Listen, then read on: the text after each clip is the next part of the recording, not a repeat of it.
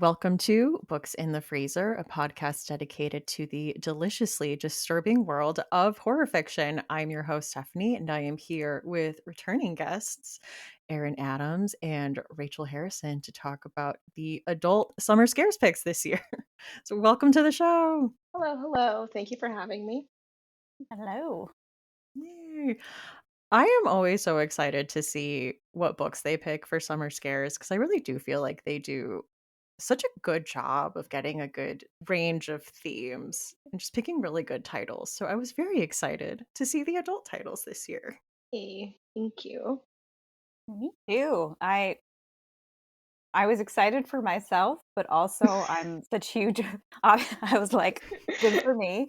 No, I'm kidding. But um I it was extremely excited to see the company I was in. I Hmm. was like, not all this is a double ego boost. I was a pick and Yeah, I'm you're a with pick. Jackal and this thing between us. I'm obsessed with both of those books.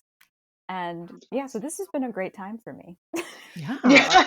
yeah, no, I agree. And not just the adult section, but all of the Yeah. Yeah. different ranges. I'm like, oh, well, there goes any money I planned on saving. And we'll be acquiring all of these. I've been like making my way through. I read The Nest by Kenneth Opel, which is like the middle grade story. It is creepy. It's like Hmm. it's about like I evil need to catch up wasps. on these other picks. The Yeah, middle grade does not play. I don't know. I feel like there was a memo sent out of being like terrify the children immediately. I saw a TikTok today that's like the children, they yearn for horror. 'Cause we had it in our day, we had like the Goosebumps and Fear Street and like Are You Afraid of the Dark? Like the children have always yearned for the horror, to be scared. Absolutely. I read My Aunt is a Monster and it was very sweet though. So a Hmm. different tone. It was very cute. It's a graphic novel. But yeah, Summer Scares is a library program that the HWA does to promote reading of horror throughout the summer. So they pick 3 books in an adult category, a young adult category, and a middle grade category, and they pick stuff that's like at least a few years old so it's more accessible in the library. It's not like a super new release that people just like can't get their hands on, something that's been out for a few years that people will be able to hopefully check out and read sometime in the summer. But with this being a library program, what are your guys' experiences, relationships to libraries? Um, at least for me, I've always like had a relationship with the library. I remember being a kid and I grew up in my parents divorced when I was like 3. And the only thing that was in common between my mom's house and my dad's house was the library. So it's like, oh, I'm always going to end up going to the library. And I remember being a kid and like spending hours there. And of course, my poor siblings who were dragged along with me are just like, what are we doing here? And I'm like, but it's the best place in the world, you guys. And I just remember like taking out tons of books every week. I was that kid who broke the limit of books you could take out. They let me take out like 1 or 2 more because I would read them. Um, and yeah, like that's when it comes to childhood. And then obviously through all my education, like being in undergrad, the library was the place to get things done. It was like a nice little respite. And I still think of the library as that. Like it's a nice little respite from whatever's going on. I live in New York City, so there's, a massive public library system, but every branch of the New York Public Library I go to is like this quiet little intellectual oasis that I like going to, and was one of the few places in New York where you can go and be without having to pay anything, and that is Yeah. worth its weight in gold. Same for me as a kid. Um, I loved going to the library. We had a tiny little library in my town that was like 2 rooms. It was like the kids' room and then everything else in the other Mhm. room. And it was just very like cozy and charming, and um, I loved going there. And then in my elementary school librarian, her name was Mrs. Mason, and I was a teacher's pet and like would always suck up to her. She would always, give me good books. And I remember a few books that I really loved, and one of them was a Baba Yaga book, and it had Okay. really scary illustrations, really scary. Yeah. And I've tried to find the book in adulthood, but I can't find it. I can still see the image of the scary images in the book, but I haven't been able to find it as an adult. And then, yeah, through my teens, in my teenage years, they built a new library in my town because the old one was so tiny. And the new one was like very chic and enormous. And it had that like it smelled like books, and it was just the best place to be. Um, and when I got my driver's license, like, I'm gonna drive to the library. uh, yeah. And then yeah, I lived in New York City, and so I lived in Brooklyn, and the um I lived off Eastern Parkway, and the Brooklyn Library is there, and that's also a gorgeous library. So spend a lot of time there, and yeah, it's one of the few places in the city you can go and not have to spend money. But yeah, just it's an oasis. It's a shelter in the storm of life. So love me some libraries. Oh, definitely. I yeah, my family was a big library family because yeah, it was a free place to be, but also we were in Southern California where it was so hot, so it was like free AC also. It was just like a cool Yes. place to be from like the desert heat outside. But yeah, this year, so the adult picks are Jackal, Such Sharp Teeth, and This Thing Between Us. So would you guys mind telling us what your books are about? Erin, sorry, this time I'm gonna.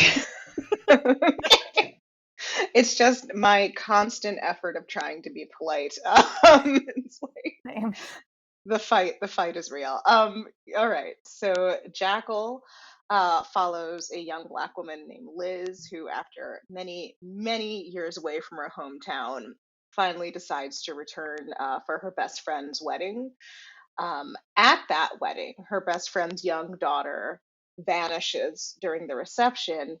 And as this, massive manhunt for the child begins, Liz realizes that she thinks she's seen something like this before. Something like this happened when she was in high school. And as she starts and everyone starts to dig, she realizes there's been a lot of missing children in and around the woods of this town. But because they're all young black girls, they've been swept under the rug for generations at this point. And so now she has to figure out what's really happening in the woods before it is too late for her friend's young daughter, and for some ways, before it is too late for herself. I know. Well, Rachel and I both loved this book. It just hits like so many of those things that I love. It's like coming home to your small town, but also like there's been things going on in your small town that you don't know about and like researching what's going on. There's so much. I Oh, thank you. I like it a lot too. I feel so strange. I'm like, you guys, I love this book. It's like, yeah, I know you wrote it. Well, I mean, and it's such a beautiful story. Like Liz is such a great character, and it also hits the horror genre, the true crime genre. yeah. Like it just like goes into for fans of people who are interested in true crime, and for people who love horror, it's just that like perfect Mhm. mix. And then it has the emotional depth and compelling characters. It just, yeah, it's hard when I Yeah. really love a book. I'm just like, it's we're Stephanie, we were talking about this the other day. When I really love a book, it's just word salad. I'm just like, it's this and it's good and it's just good. It's just the best. You have to read it. Yeah. It's harder Well, to articulate when you really love a book. true. Well, thank y'all. Thank y'all. Yeah. Also loved the complex like mother-daughter relationship. Like there's just so much. One thing I thought it would be fun to do is if we had like a movie pairing Mhm. for each of the books. So what movie would you pair Jackal with? So this is a movie that I stumbled upon recently. So when I saw that, I was like, I have the best thing. I just saw it. It is a film called Lovely Deep and Dark. It's set in a national park. Where this woman who is a new park ranger discovers that, first off, I think this is true. There is no official database of missing people if you go missing in a national park. People just kind of disappear and we don't know all that much about them. And so, of course, someone goes missing. And as she's digging, it quickly goes from who is taking people to what is taking people. And I'm a huge fan of what is the thing in the woods, the thing that may or may not be in the woods. And this definitely plays with that expectation. I'm gonna have to watch that. Were you scared of the woods as a kid? Like, did you live? You, I know that you lived in Pennsylvania. Mhm. Did you live in the town from the book? From Yes, the book? yes. Okay, yeah, I lived in Johnstown. My mom still lives in okay, Johnstown. Was I afraid of the woods as a kid? Yeah, I feel like an appropriate amount, especially growing up in Appalachia, because yeah, I don't it's really alarming the amount of scary stories about stuff in the woods that I heard growing up that were all local. Like in doing research and just digging through my own history, I just remember finding just it's like local legends, these like specific things. And yes, of course, the huge urban legends. Like I feel like everyone has like a missing kids on the bus story. Um, but in Appalachia, there's like just all and like the rules of things that you can and can't do in the woods, like don't whistle if something is calling your name, just ignore it. I just love that kind of constant pull of if you believe in something and if you are consciously afraid of it, it makes it worse. So it becomes the game of like, do not panic, don't panic. Like, but yeah, no, I was pretty afraid of the woods as a kid, just like I am also afraid of large bodies of water. I'm not the best person for a cruise or a boat situation. absolutely not, absolutely not. You catch my ass on a cruise, please. I've lost my mind. Send help. It's a If doppelganger, I'm like Rachel. posting on Instagram, like, can't wait to get on this big death ship, please. I've lost my mind. I don't get it. I don't get it.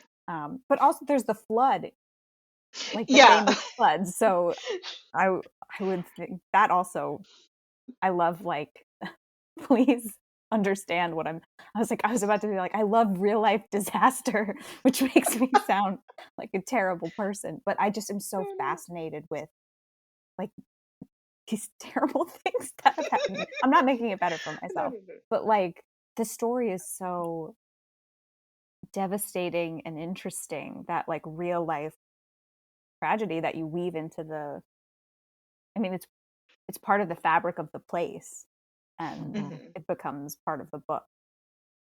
I really love that aspect too. And yeah, water a lot of water, no Just thanks. yeah, no water where I can't see land. Yeah. I don't like that. But no, thank you. I remember when I was writing Jackal, I attempted to be like, it's from a mysterious town in the mysterious Rust Belt, and then as I kept revising, getting more specific, I'm like, no, this is just Johnstown. Yeah. Just name it at this point. It's getting very obvious. Like not many places in the mountains experience massive historical flooding that changes the DNA of the town. Yeah.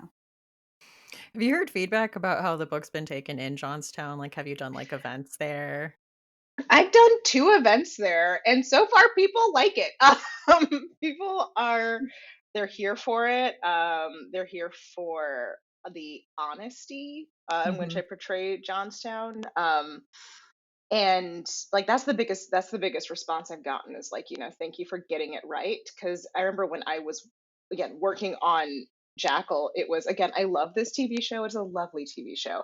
But Mayor of Easttown came out, and while the obviously, incredible, the mystery elements are so so so strong, but just some of the portrayal of the Rust Belt was just like nagging at me. And like, it's not like, ooh, it's not like that. There's just such depth and complexity and hurt and there's just so much more. It's not, people, I feel like there's this risk when portraying the Rust Belt to say people are complaining. And I'm like, no, people's lives got totally ripped apart and they're trying to put them back together.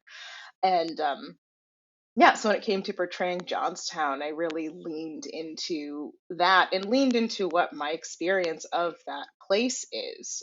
And so far, knock on wood, people have been pretty positive. And I'm like, part of me's like, and if they're not, please leave me alone. Like, just leave me alone. Let me write my stories on my Yeah. typewriter.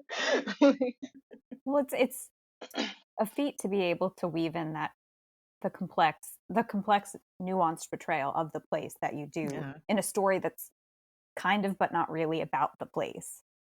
Mhm. Like, it's hard to get that many layers in when it's the setting, it's not the protagonist, it's not, you know, the antagonist is both the thing in the woods and also in some ways the place, the setting is kind of the secondary antagonist. So to be Yeah. able to like really nail those nuances when it's not like the central villain or the central plot, I think is a huge accomplishment.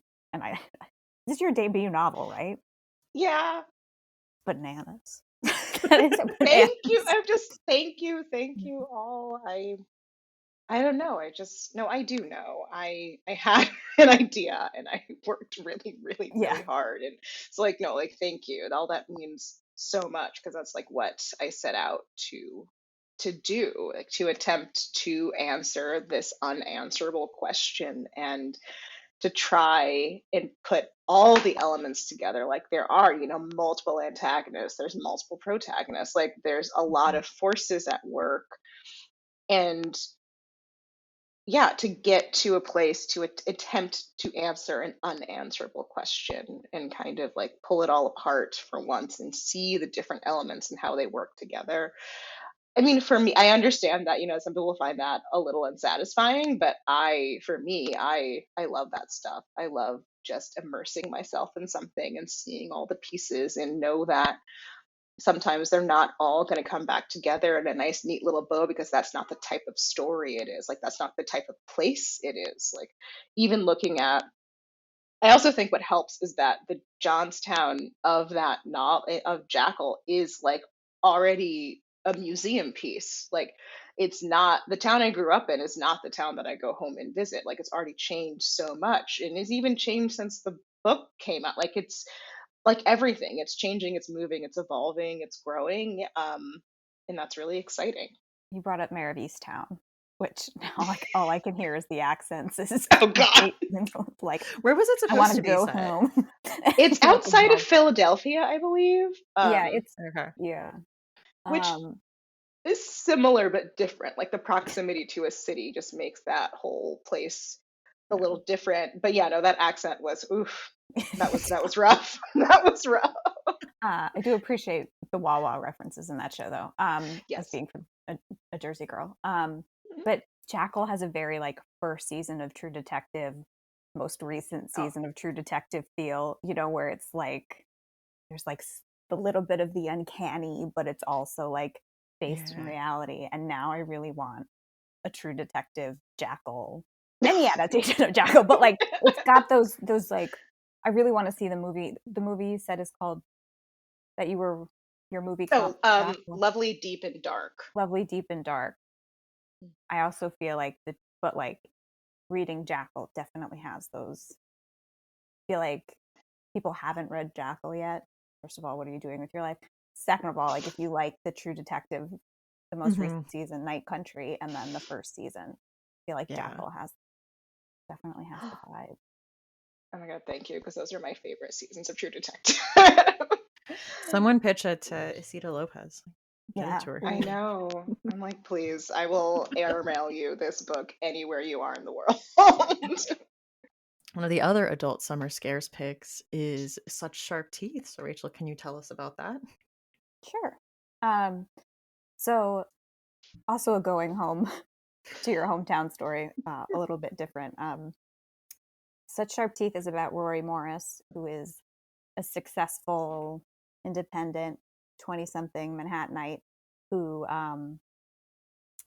returns to her hometown when her pregnant twin sister, Scarlett, asks her to come keep her company. Scarlett just broke up with her longtime boyfriend and is kind of going through it. So Rory drops everything to go home. She's not particularly jazzed about it. She didn't have the greatest childhood. She has some bad memories in her hometown that she generally prefers not to think about. But she loves her sister, so here she is. And on, she's been home for about a week or so, and she's out at a towny bar and runs into Ian, who um, has always had a crush on her. They were like friends when they were kids, and um, she's like, maybe it's not so bad being home after seeing Ian again. And she's kind of buzzing from that interaction, driving home, and la la la. Oops, she hit something with her car. And when she gets out to investigate, she is bitten by a creature in the woods. Again, avoid the woods. um, and suddenly, Rory begins to change, and her transformation is physical and mental, emotional, and she has to confront her past, her present, her rage, and her reluctance to be vulnerable.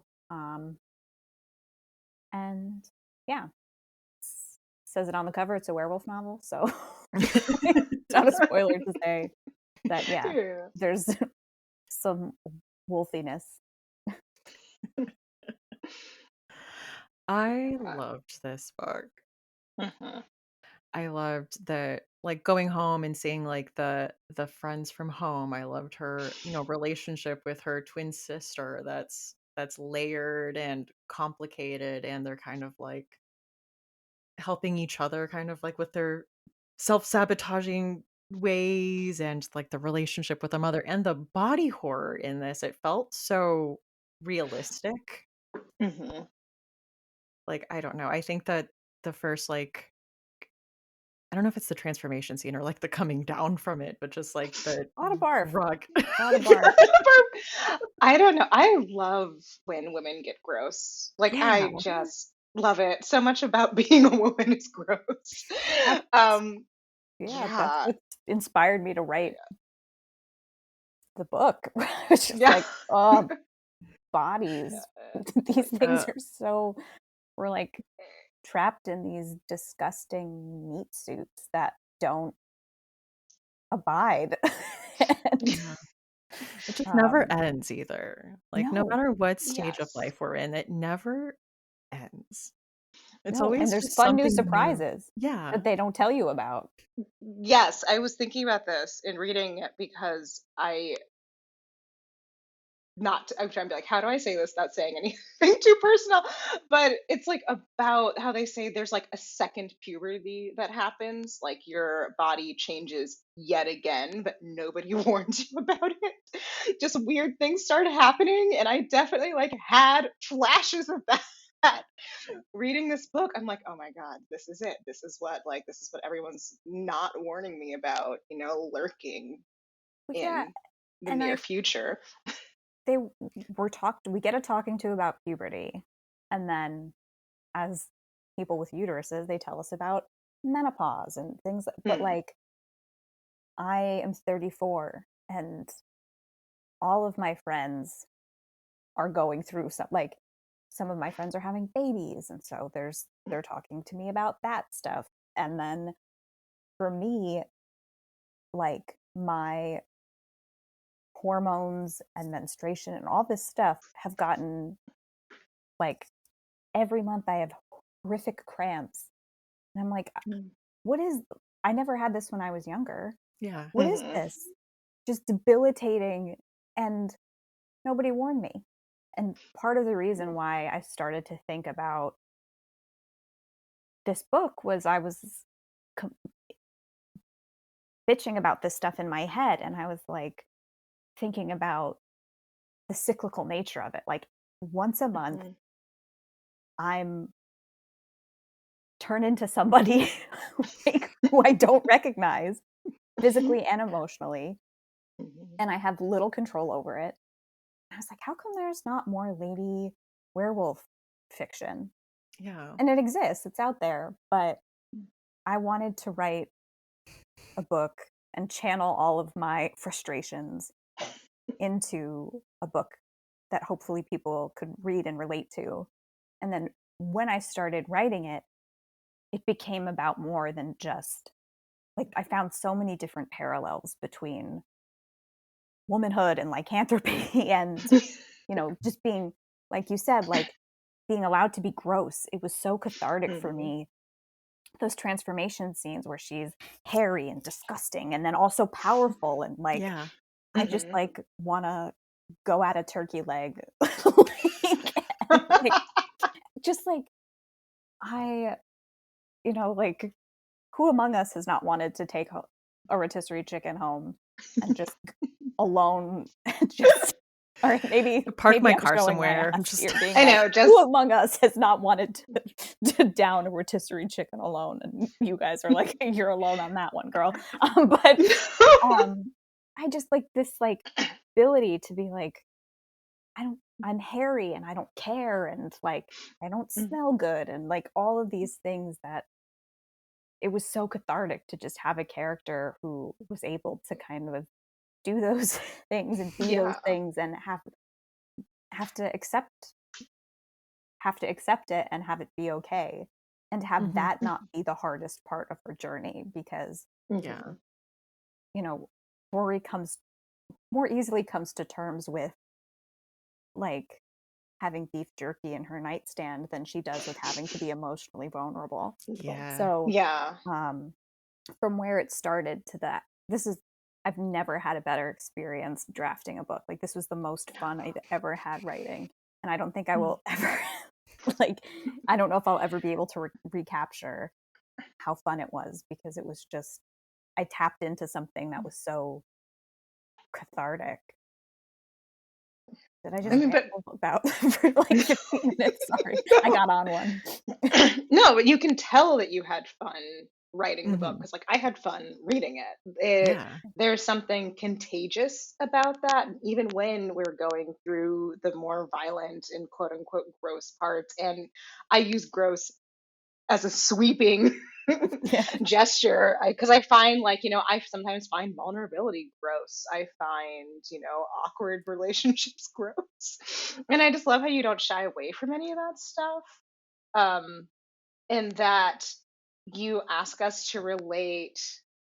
I'm like, what I love is like, as much as I'm trying to speaking about such sharp deep, I'm also thinking about like all of your books because I've been like working my way through the Rachel Harrison canon. Um, and I just love how you ask us to relate to not just like the the the the more like positive attributes of your heroines, but like their ugly attributes too, and the attributes that they themselves don't want to look at. You're asking us to look at and to feel. And I mean, and talk about a sense of place, just the coming home in the morning of losing the city in this book is just Mm. so talking about stomping around where I live. Well, that's I mean, because I lived in the city for a long time and I left, and Mm. so a lot of that's me working through Okay, okay. my issues of yeah. Well, no, it's something that I'm reaching that point in my Manhattanite life where I'm like, do I want to stay here, and what does it mean? I love the amount of like, what does it mean to be in like a city, and what does it mean to be at home when your home is not a city, and Yeah. what does that change about you? And like, and I also just love, I am a theater person through and through, and I just love a huge theatrical moment.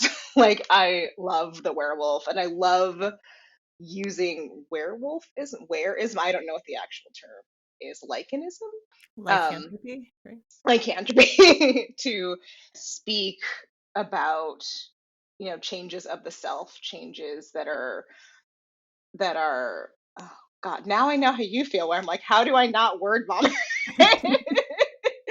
Like, changes that are happening in all other parts of the book, that we get this like lovely magnet of this transformation. Thank you. Yeah. And Rachel, what movie would you This pair with such sharp teeth? this is an easy one. Ginger snaps.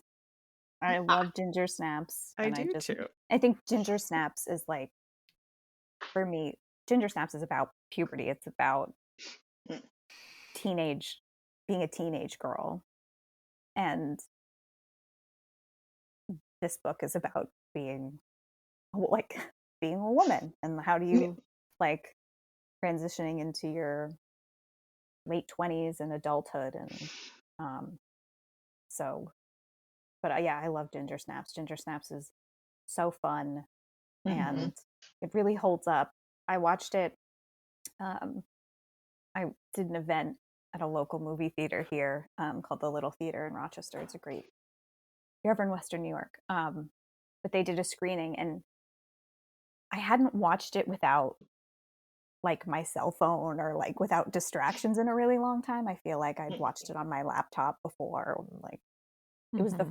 first time in a long time, probably since I first saw it when I was a teenager, to like sit alone in the dark and like really focus on Hmm. the movie.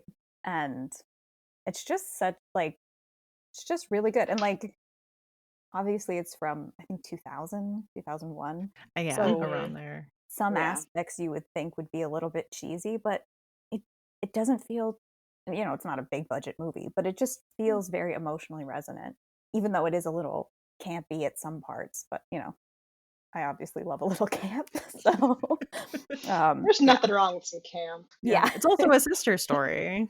Yeah, yeah. Hmm. So um yeah, I love ginger snaps. I think that's a very good pairing. It's good. Excellent. Yeah. Match made in heaven. Yeah. That's so cool that they did like a screening with it. Yeah, it was really fun. And they put it like, they have like the old fashioned awning. And so it was up on the awning with Oh. like, such sharp teeth and gingers. It was the coolest thing. It was That so is fun. really It was cool. like Oh a highlight of wow. my life, I swear. I'm a big film buff. I love going to the movies, so it was special. I will talk about this thing between us, which is about a couple named Tiago and Vera. And Vera wants to buy this. It's called an Itza, which is essentially like an Alexa, which is supposed to be like the world's most advanced smart speaker. But then it just starts doing like really weird stuff and ordering weird stuff, and it starts to get really out of control. And then Vera dies very tragically and unexpectedly. This novel is just such a story about grief. Like, it opens at her funeral, and that first chapter absolutely gutted me. I think I was like flipping through it the other day just to like refresh my memory, and I was crying flipping through the first chapter. Like, I think the way it immediately pulls you into this emotional place, because it's also written like he's talking to his wife, like, I'm at your funeral, you're not here, I see your cousin, like, this is the way they're acting. And then the way that Vera died is causing like a lot of news coverage and outreach, and it's like very controversial on both sides of the aisle. And he's like, I didn't ask for this. And so he goes and leaves and is in Colorado for a bit. And like just the places that this story goes from, like tech horror to grief horror to cosmic horror, was just so masterfully done and so just wild to think about. I know, like, I loved this story. It was one of Rachel's picks when we did our Twilight Zone read-alikes episode. Yes, and now we talked to what did I Death Ship was the episode? Yeah, Yeah. Um, yeah, I feel like this is also Gus's debut. He's that's wild. Oh talented, my but god, out what? the gate with Sorry. these like Wow. masterpieces. You and Gus. It's a beautiful novel. It's very scary too. Mhm. And Yeah. I think really it always really gets me when it seems like the haunting is in a place and then the person leaves, because I feel like the biggest Yeah. complaint in a haunted house movie is always like, why don't Just you leave. move? Just move. Move. Yeah. um but when they do say fuck this and move and then it gets worse wherever they go, that's always like ah that's always Yeah. the worst. um but yeah, it's very scary and very emotionally like emotionally profound and just very well done. Yeah. Mhm.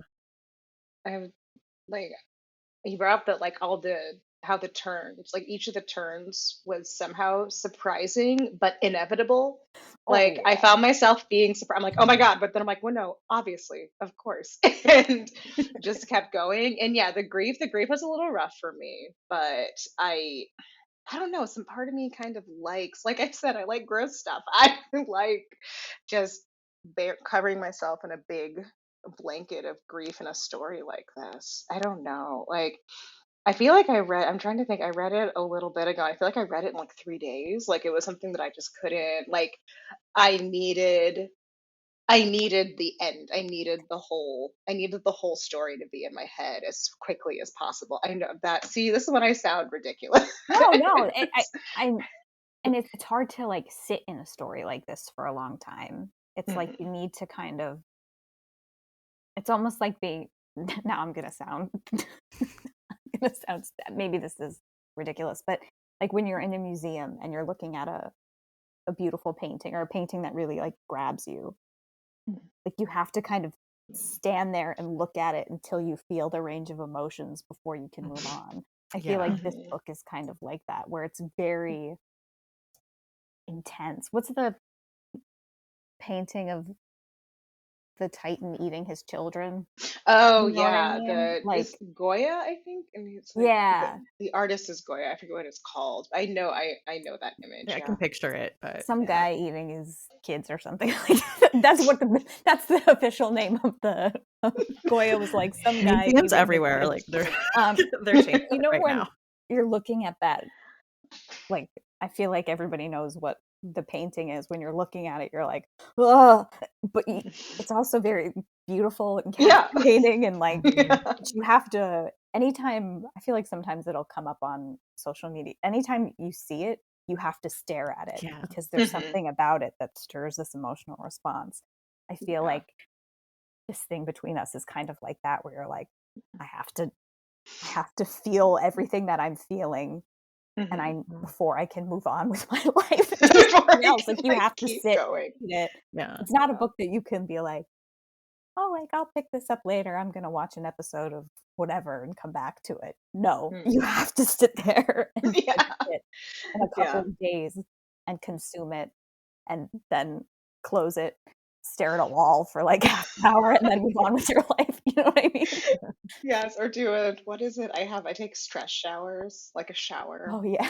I I do do too. love like a nice hot steamy shower after Oh a book yeah. like that just to process. Hot and steamy. Yeah. Yeah. I know, like if I say it like it sounds like hot, like sexy hot, but no, it's like more like cathartic, like let my muscles relax Yeah. kind of heat. I was telling you guys, I had a tough time with moving pairings because it's not like a Yeah. straightforward anything story. Like it's so many things. So I was thinking like the technology aspect, I was thinking host, like that found footage, like Zoom, like Yeah. seance possession story. But then I was also thinking of his house with Oof. the grief. Yes. And I Yeah. think that's a good pairing for it, and I think also, immigration plays a part of that story and, like, immigrants in society, and so that's what I'm going with. I'm going with his house. His which is house is a so scary. It's scary yeah, and devastating. Yeah, yeah, the images from that one, like the oof, yeah, that's a good one. yeah. Yeah, I watched that with all the, I mean, to be fair, I watch every horror movie with all of my lights on in the middle of the day, but Yeah. with subtitles in case I need to mute because the music gets Yeah, me. and then so then I put the volume all the way down. Yes. I just read Horror for Weenies by Emily C. Yes. Hughes, Mm. which is out September 3rd. I want to give a shout out to that because it sounds like you're a fellow weenie. Because I like watch I I watch all horror movies like and with the volume with the subtitles volume so I can um but that book is for us and it's very yeah. smart and very fun. It's for anybody who like reads the like has to pause and read the Wikipedia page to know what happens in the end so you can emotionally go Yeah. back to it. Um yeah. But yes. I I love think that. I'm excited about that one. I'm pretty sure Jackal gets a shout out in What I have, I mean, I haven't read it yet, but we're saying Just it's not kind out of till September. yeah. yeah. Well, I didn't. If there is a shout out to Jackal, I'll be extremely excited because Emily is one of my favorite people. But I cannot wait Yeah, to it pick up does. this It book. does. What? Oh my Yeah. God. I'd be looking forward to that when it arrives and my home because that is one thing I do love about pre-ordering books is like you just get presents in the mail. Yeah, Like you're like That is nice. you're I like, usually forget oh about it. Yeah, my but God. it I'm like, look at this book that I'm really excited about just showed up at my door because Erin from 6 months ago had a great idea. Thank you, Erin, from 6 months ago. Yeah. One of the traditions we have on the podcast is to ask our guests for a chilling obsession or something you're enjoying in horror right now. So what have you guys been enjoying? can that be mine? Can mine be Emily's book? Yeah. Okay. I just read it's backlist, but All's Well by Mona Awad, and Mm. I am obsessed with it. Have you read it, Erin? Because it's like very theatery. No, but I I'm like, will if be. anyone like I want to hear what you think about it. Okay, because I am working on a super secret theater horror book. Don't tell anybody. Oh my god, that is my dream episode topic. Okay. We will have Um, to. in a few years, hopefully, I'll be able Okay. to tell you about it. It's backlist, Okay. yes. Okay. But it's about this woman named Miranda who was like a burgeoning like actor, and she was playing Helen in All's Well That Ends Well, and she falls off the stage, and like after that has like just debilitating, excruciating chronic pain, and she can't act anymore. So she becomes like a theater director at a local college, and she wants to put on. You're okay. My son.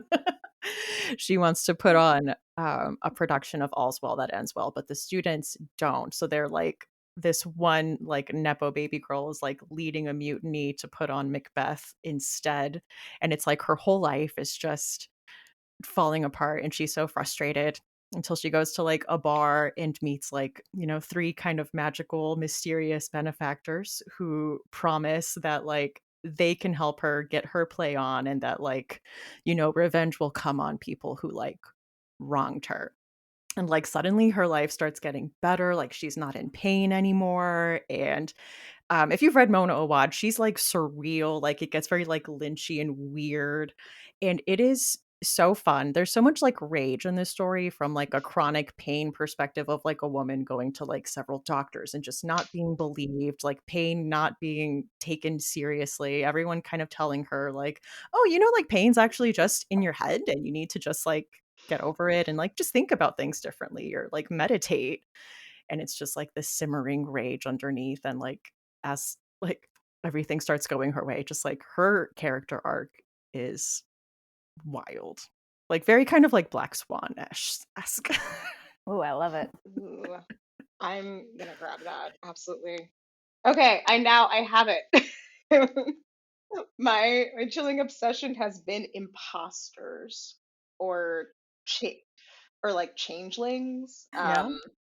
I was looking into like the original like changeling story that is unfortunately I would argue, more a story about domestic abuse, and murder. But I just love the that eerie fascination of like, is somebody who they say they are, and is someone who I remember them to be, and what would you have to produce or do or whatever to prove you are who you say you are. There is, and it's been out for a long time now, but an incredible like Netflix documentary called The Imposter that is Mm. just whew, That's that exactly is, what I was just thinking of. I yeah, love that documentary. That's fascinating. I haven't it seen is. this. You're in for a treat. Yes, it's pretty incredible. It's really incredible. And that, yeah, that came from my more recent. I feel like I've replaced my true crime obsession with scammers. I love scammers. I love Yes. And I do love like the scam of the self sometimes. And it's like, what would you have to do? Like, how could you convince someone that Yeah. that you're somebody else, like beyond a reasonable doubt? So that's been, and for that, I've just been kind of like lots of podcasts, couple of documentaries, just looking at actual like Hmm. cases of people who have returned who are not who they say they are, or maybe people who have returned who are exactly who they say they are. Um, yeah, So it's giving the return too. yeah, yeah. Also, I'm like speaking to Rachel Harrison. no, the return, but the return is supernatural, so that's a different, Yeah, but a little bit of a different but thing. still. But um, oh And my gosh, speaking yeah, The of, an Imposter is incredible very good, debut. and I love a scammer story. I think as I've gotten older, I've gotten more sensitive. So my true crime threshold has changed a little bit from what it was, where I could just be like, give me all the murder. Um, there's that funny SNL sketch where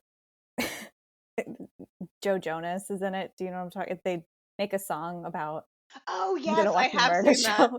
I'm I'm gonna gonna watch a watch a murder show. murder show, murder show. She's like, it's really funny. You have to, Yes. but then Joe Jonas comes in. He's like, "Have you heard about cult shows? Cult shows?" And I feel like that's me. And then, but now it's also scamming shows. Like I love a scammer because it's a little bit less like you may lose all your money, but you're still alive. Yeah. Um, so I am similarly interested in that. sure. I love Yeah. the Scam Goddess podcast. I love Scam I haven't Goddess. listened She's to writing a this. book. Yes, What's yes. Scam Goddess? What is It's this? Lacey Mosley, and She's she, hilarious. yes, it's a scam comedy podcast, and she has a guest on each week, and they go through a couple of different like sections on scams. But oh, she's so Mm. funny, and Yeah, it's and so she, like, good. reads, like, listener stories for, like, scams that are going on now and, like or, like, people will admit scams that they've pulled. Oh, I want to write in with my scam, even though I'm pretty sure that it was highly illegal. But Just throwing that just out there, tease. No, Erin. okay, Just be like, my scam was it's very illegal, but Oh, yeah, another what? time, another day, another time. I mean, to be fair, okay, wait here. I can say this. This is I'm trying to like is this illegal? I mean, the place is closed. It was a restaurant. I was working at a very very terrible restaurant in New York City, um, and they just like it was to the point where I was the one closing down the restaurant every night. Like my manager was not doing it, so like I just figured out how to close the entire restaurant down, or she basically like gave me all the codes and everything, so I was like running the restaurant, and I figured out how to get all of my tips. So they started, you could obviously you take home your cash tips, but then they were putting our credit card tips in our paycheck, which was then taxed. So, yeah. So I figured out how to cash out all of my tips in cash every night and not get them into my payroll. Ooh. That is just justice. That's not a scam. I don't know if it's a scam or No, just it's like not a me. scam. That's just doing what they should have been what doing. they should have been doing, which is not Yeah. having them pack Fixing their a wrong. tips. Yeah. Yeah. Do you have any other imposter story, Trying to think of like what are Rex? the imposter story Rex. Oh God. Uh, I mean, I feel like I'm thinking of what's her face, uh, Anna Yeah, Delvey. that's who I was That's like scam and imposter in one. imposter. I But am a that's a little bit. little That's obsessed not with like, Anna Delvey. yeah. I'm really trying to. Oh God, my brain. It's Saturday. My brain is like, no. Um, imposter stories. I mean, aside from I mean, the big one is beloved. All Like, right. is beloved beloved? Um, I mean, and obviously the return. Like, the it's like Adams family. yeah, Addams Family. It's Fester like comes back. talk about a stunning debut. We've been lauding the stunning Oh. debuts. Rachel also has a stunning debut that is Yeah. incredible, and everyone should have read. If you haven't read by now, what are you doing with your life? Oh. Go. Uh, do we do final girl songs? Oh yeah. Although like kind of This like time I'm prepared. Last time I was like, oh shit, I yeah. don't have one. This time I was like, I have to think about it. It has to be cool so everybody knows how cool I am. In case you didn't know. That's what cool people do. They have to prove how cool. Uh, I've been listening to the Yeah Yeah Yeahs a lot. um, I've been listening to shit. What's that album? If I was cool, I would know the name of the album. The yeah. I've Wait. been listening to a lot of vintage Fever to Tell, which came out in 2003. Um, Mhm. but I've been listening to that album a lot, and so my final girl song is going to be Black Tongue Ooh. off that album. All right. I will be adding that to the playlist. Right, Erin, what's your final girl song? I'm in between two. One, wait, can I tell you what they are, and then you can tell me if they're already on? One I suspect is probably already on the playlist. Um, the one I suspect is already on the playlist is "Bad Guy" by Billie Eilish. I can Ooh, check. I feel like there is a Billie Eilish song, but I'm gonna be mm, honest, I don't know if it's that one. Okay. that's such Which a would good be song. Okay, here I'm still gonna do. Okay, so it's, I would say my final girl song this time around oh, is it's not on there. Ooh, okay. Yes, flaming. My final girl song this time around is "Bad Guy" by Billie Eilish because I really do love it. Talking about imposters, I do love when the final girl and the monster kind of get together and it's like, oh no, the final girl is the antagonist, like she is the bad guy all along. Oh, I love that. I love that so much. love that too. Mhm. Ooh, that's such a good pick. That is such a Excited good to add pick. that to the playlist. I have been listening to like Casey Musgrave's album, which is like not final girl energy like at all. It's very like I'm healed, I'm good, life is I'm happy that good. she's in a good place. You know what? Yes, I love Casey Musgraves. I also am unashamedly like waiting with bated breath for Country Beyonce. I don't know why this Yeah, happened. I'm so excited it's happened. I need Country Beyonce immediately. yeah. Yeah, it's Friday. Yeah. Are you serious? And Oh I my feel god. like I'm still not over Renaissance. No. So the fact that we get another one, yeah. All right. Well, thank you both for coming on here and chatting summer scares with me. Thank you for having Thank, us. thank you for having us. I'm gonna go eat a rotisserie chicken with my bare hands. I'll join you. As we all want to do. Yes, thank you. Yes. Where can Yes. people find you online? They can find me on Instagram at Rachel Harrison's Ghost, and my website is rachel-harrison.com. Yeah. You can also find me mostly, I don't argue at this point entirely, on Instagram at I am EE Adams, and then online at erineadams.com. All right. Well, thank you both again. Thank you. Books in the Freezer is a bi-weekly podcast. We post episodes every other Tuesday. You can find us on basically all social media at Books in the Freezer. You can send us an email at booksinthefreezer@gmail.com, and you can check out show notes for this episode and all previous episodes at booksinthefreezer.com, where you will find links to all of the books mentioned, as well as several ways that you can show your support to the podcast, including affiliate links, Patreon, and merch. I have been your host, Stephanie Gagne. Thank you so much for listening, and see you next time on Books in the Freezer.